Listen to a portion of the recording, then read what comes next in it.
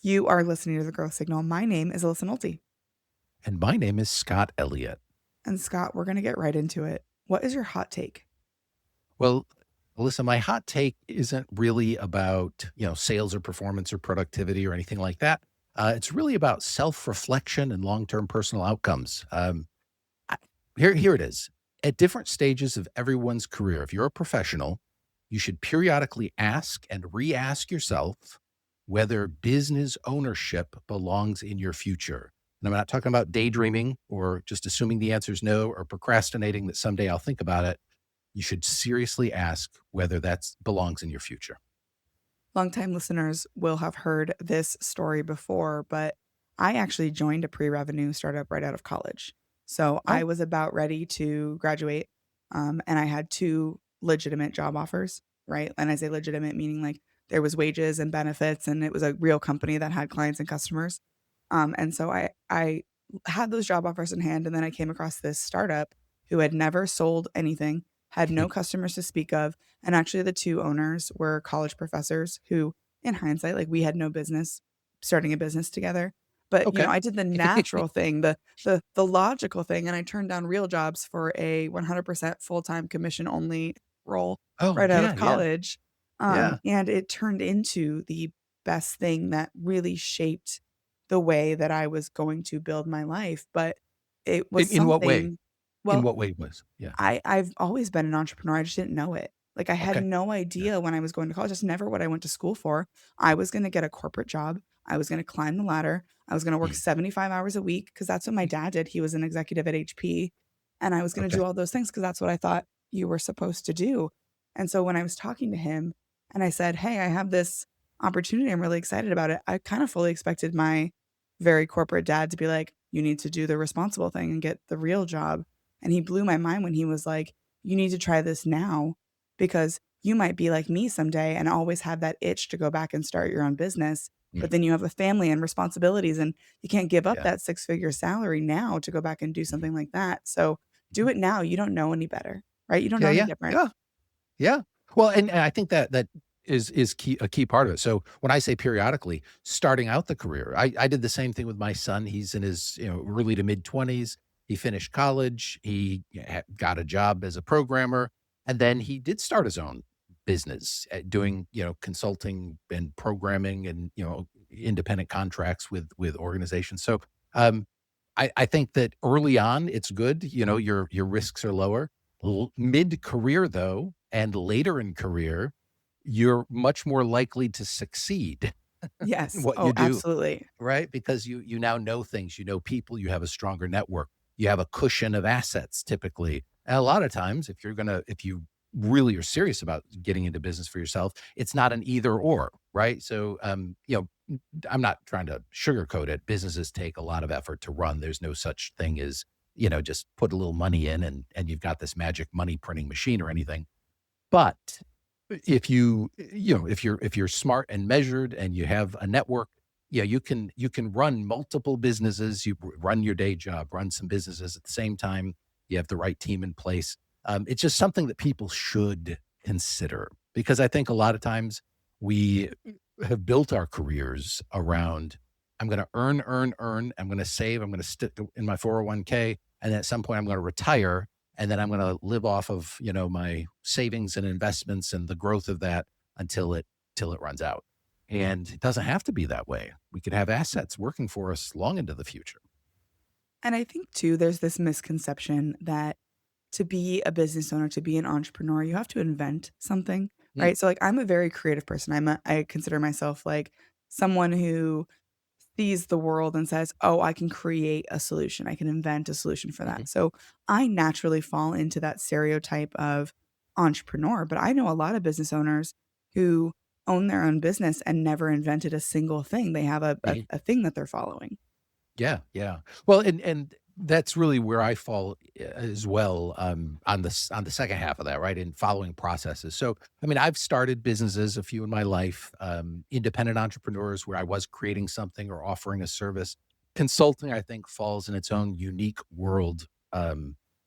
I think me and a couple million other people on LinkedIn got the message that the largest growth segment in LinkedIn job titles in 2025 was independent consultant. So a lot of people just hanging a shingle saying, "Here's what I'm going to do," and that's a thing. But when I'm talking about starting a business, yeah, I'm talking about building an asset that can outlast you. Doesn't depend on you, your skills, as an owner, you need to shape it, you need to grow it, you need to nurture it and curate it and do all the things to make it succeed. But ultimately, if you are the business, I mean, that's a personal brand. It's not really a business asset per se, because it's hard to sell yourself without going to work for somebody else, right? So specifically, I don't think I mentioned it, Alyssa. I'm a franchise consultant, so the path of business ownership that I help people with is when they want to follow a playbook, something that's been tested, something that's been proven. They want to bring a brand to a new market. Yeah, I help them find that path.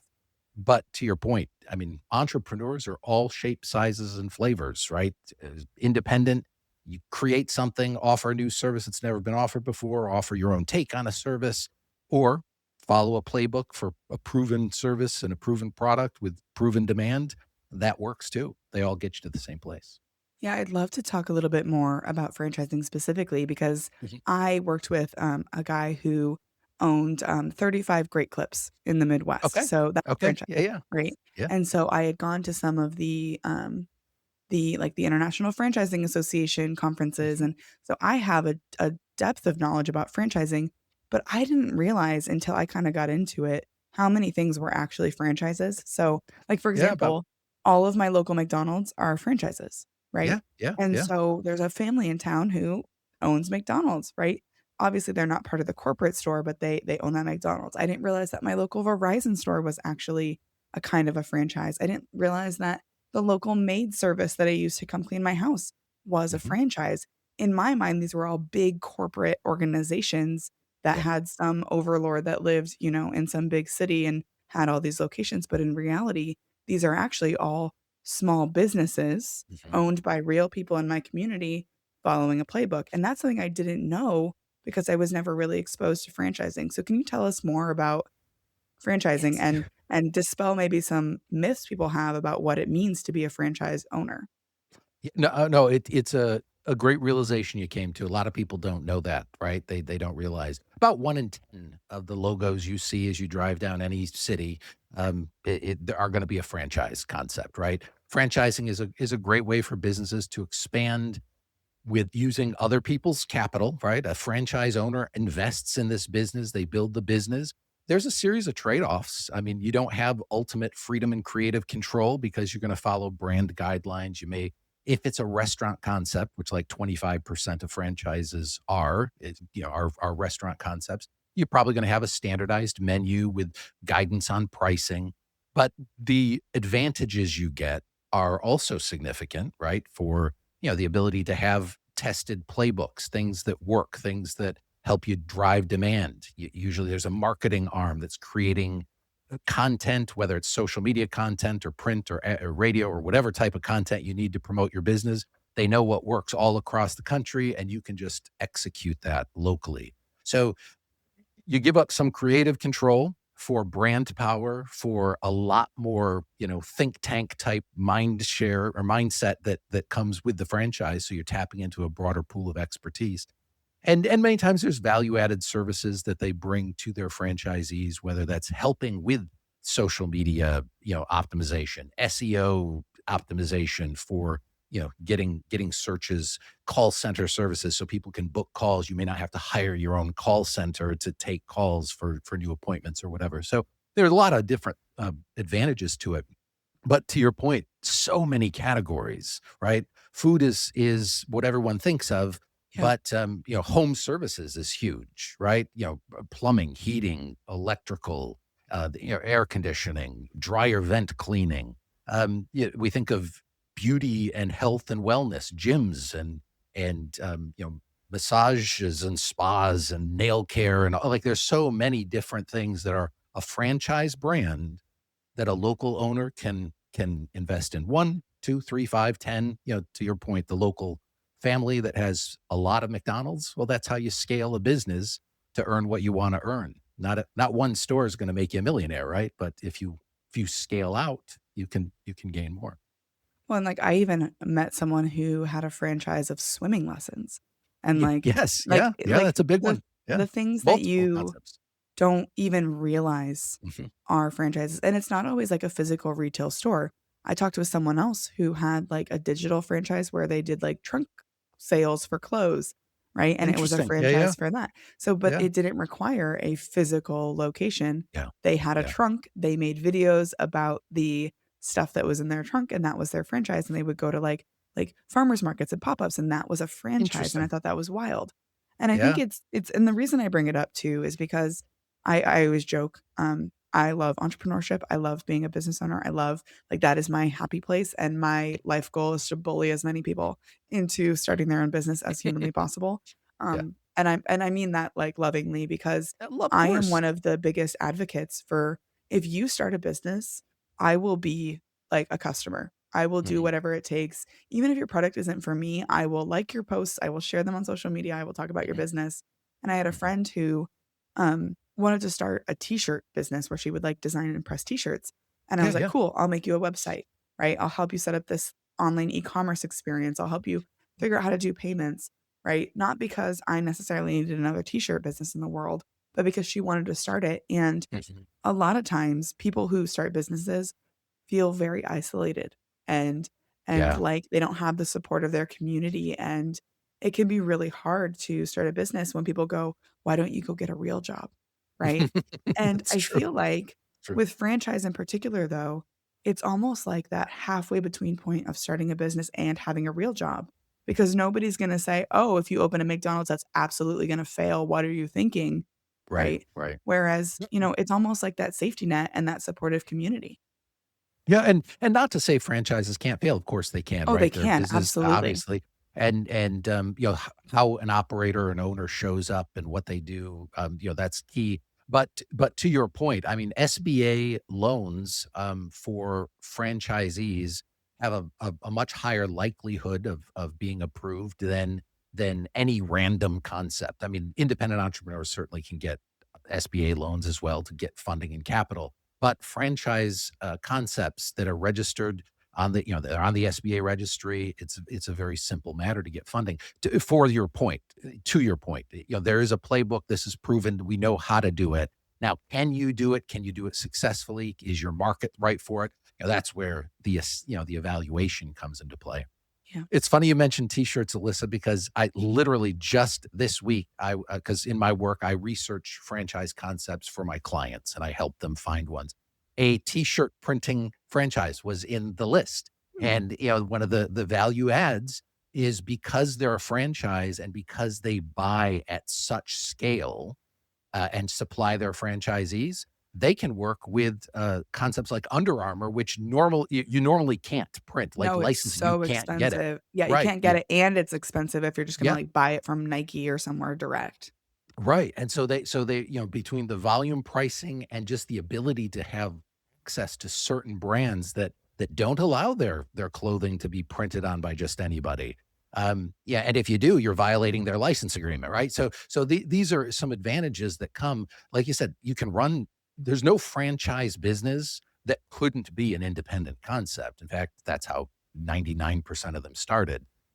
But with the franchise, there are advantages, right? So, I wanna or at come least back there should be if There it's a good should one. be, Yeah, yeah. that's right. I So wanna come then back to something you said yeah. about, your business should outlast you, Mhm. because you made the point about consulting, so I consider myself like a quasi consultant. I get a Mhm. little bit of an ick about that word because sometimes you meet consultants who you're like, "You're just like someone who slapped a title on," but anyway, Yeah, I yeah, yeah, yeah. digress. Yeah. And, We're in that the same boat. I'm a consultant too. I was in that statistic for last year, so yeah, it's good. yeah, oh, we're all Go in ahead. there. Yeah, yeah. And so one of the things though that I constantly think about is how many consulting businesses I have seen absolutely collapse once key people leave, Yeah, right? yeah. And your consulting business is only as good as you are and is only as good as the book of business that you have. Right. And so I'm sitting here thinking like, I have a successful business, I have 2 children, and it's not like something I could ever leave to them. Whereas my friend Mhm. who owns those Great Clips, he's on generation 2 or G2 as he calls it, Yeah, where yeah, he yeah. has daughters who are actively involved in the franchise business. They That's help right. run the day to day, and now he's phasing out and retiring and leaving his legacy of all these great clips to the next generation. 100%, Alyssa, and that's one of the key planning, this is one of the reasons I encourage people to think about this question periodically, right? Hanging a shingle for consulting is good. It's hard work and it's a job, but it's high value and there's some freedom with it. But if you're thinking about the long term, I wanna sell a business someday. I wanna pass it on to my children or to my family.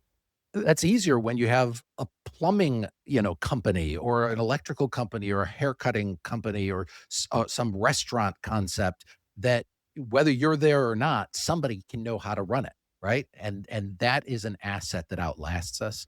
And that's the type of ownership I really try to encourage people to do. There are a lot of, there are a lot of gurus on LinkedIn if you want to, be a solopreneur, consultant, whatever. There are probably 10 million people on LinkedIn who will help you try to do that, and that's great. That's not what I do, but that's certainly a path.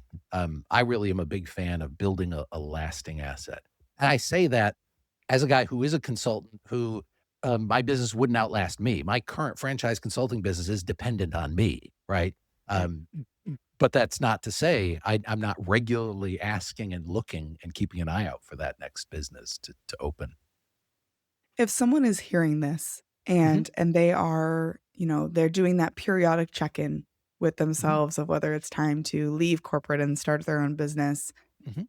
Or what would supplement corporate with a or business. Yep. supplement, yeah, get a little Mhm. side hustle going.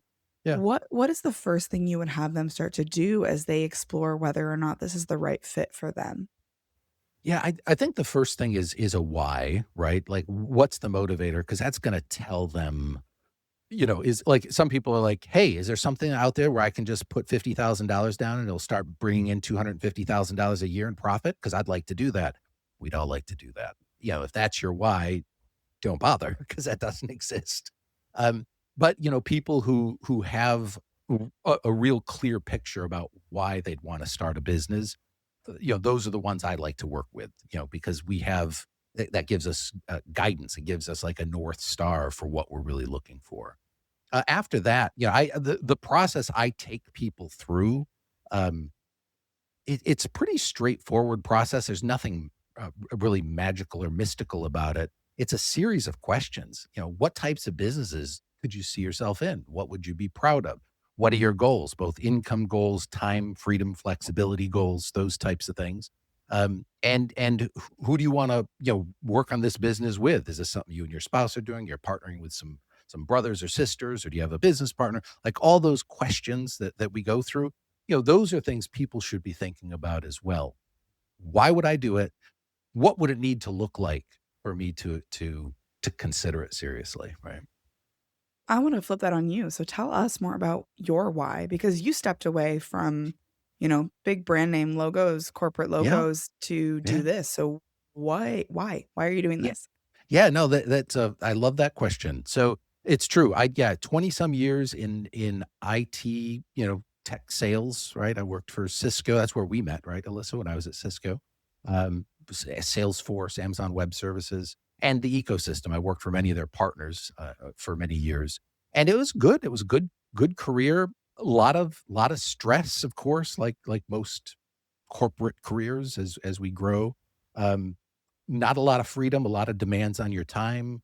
But you have some executive agency as you're a senior person in these roles. But when it comes to prioritizing family, what happened for me, Alyssa, last year, my kids grew up and moved out, right? They were out of the house. My wife and I were officially empty nesting. My daughter took the cat with her, right? We were truly an empty nest, but my I was in the most demanding job I'd ever had, right, when I was working in it for one of the big tech companies, and I was about to be on the road a lot more than I was before. I was covering the entire country in healthcare and life sciences. There were like 10,000 customers in my database. I was overlaying 45 account teams across the country and just nonstop demands. And at this time when I needed to be here, reconnecting with my wife in our new life, just the two of us, I was about to be everywhere else. And we said, look where we're at in life. We can slow down. We can do some work that isn't big corporate scale. what I love about what I do is that it's one-on-one. Like, I'm having this type of conversation every day, like, one-on-one. I'm not dealing with big teams, buying teams, coordinating, quarterbacking big resources, to get big projects done or get big sales completed. I'm helping individuals, to assess, evaluate, and make a decision about their future. And most of the time, we decide that they're not gonna go into business for themselves. More than those who say, "Yes, let's invest in a business," they come to a natural conclusion that this either isn't the right time or isn't for them. That is very meaningful to me, right? Yeah. Helping people in that way. I wanna double click on that too, though, because there's a lot of consultants out there who get paid, get money, get some reason, and to push you into this, right? And I Yeah, love that you focus on the right answer might be that this is not it for you, and that's okay too, because that's my approach to consulting too. I yeah, hate selling things that I know someone's not gonna get value from. I won't yeah, do it. Like, yeah. I don't give me your money for something you're not gonna find value in or not gonna be successful at. No, and it's interesting you say that, Alyssa, because in my world, like, the other thing I like about this role, I don't charge my clients for my services, right? I'm a consultant to my clients, but the universe I fall under is more like a broker. I get Mhm. paid by franchisors out of their marketing budgets when I find somebody who's ready, willing, and able and excited to invest in the franchise for them. So that's how I get paid. And the challenge with that, because this is how our entire industry gets paid, it's very possible for people in my role to do exactly what you said. Push, push, push. I get paid when you invest, so go buy a business. You should be in business. You're amazing. You should do it. This is great. Oh, this is a fantastic concept. Simply not the way I operate, right? Like I said, I more often than not, I want to guide people to the right decision because I need them to refer me business in the future. I need their people that they know who are going to start a business to come to me, and I want to help them. But most importantly, I need to sleep well at night, right? I need to do good for people, and I only want them in a business if it's good for them. Speaking of referring, considering all the people that you know or Mhm. aspire to know, who else should we be paying attention to? Who is really leading the charge on growth? You know, you asked that question differently than I was thinking about it, but I'm gonna answer it the way I was planning to answer that Perfect. question. Okay, so how's that sound? Um, when I think about who I wish more people would give attention to, there's a book I listened to, audiobook last year, and I'm gonna be listening to it every year, and I'll be diving into her content more. Allison Woodbrooks. She's, professor at Harvard, Business. She is all about conversation. She wrote a book called Talk, Talk, and it's about the science of conversation, how to be ourselves in conversation. It turns out, and I know this, I've been in, sales and customer success roles and customer service for all of my life. And even when I was a corporate IT manager, all those years ago, conversations are way more complex than we understand them to be. Things can go wrong, things can go off the rails. There are easy conversations, there are hard conversations. Sometimes easy conversations get torpedoed and become hard conversations because we made some critical errors and that we don't connect always the way we should. And I just wanted to, shore up my skills on conversations because like I said, my whole life is having one-on-one conversations with people now. And boy, her model, her framework of how to approach conversations, her talk, it's four letters, it's an acronym, right? Topic selection, get the right topics. A is ask. There's a whole science to asking questions. And we know this in sales, but just in general conversation, it's critical. L is for levity, keeping it, humorous and just lightweight at the appropriate times. And K is for kindness, right? Really putting our conversation partner first instead of our own needs first. And that framework is great for personal relationships, great for business relationships. It's good for one-on-one. It's good for podcast interviewing. It's good for sales conference. It's good for absolutely everything. I think more people should, improve their skills in conversation. And I think hers is a great place to start. And if someone is really connecting with you, they wanna learn more, they wanna talk about franchise, business ownership, or have a conversation about this book, where can they find you online? Well, I'm not hard to find online. So I'm with New Chapter Consulting. That's the name of my business, right? So newchapter.llc is my website, not a .com. It's .llc. It's a real domain. LinkedIn, I'm easy to find on LinkedIn, right? Just if you search Scott Elliott, New Chapter Consulting, Scott Elliott Franchising, whatever, you'll find me. I'm there. Um, and ultimately, what should they do? Every Everything you see, my website, my LinkedIn profile, my email signature, I love having conversations with people. You can book a call on my calendar. Intro calls, they're 20-minute slots. There's no cost to it. There's no obligation. I don't charge anything for it. My only ask is if you're somebody who's interested in franchising as a path.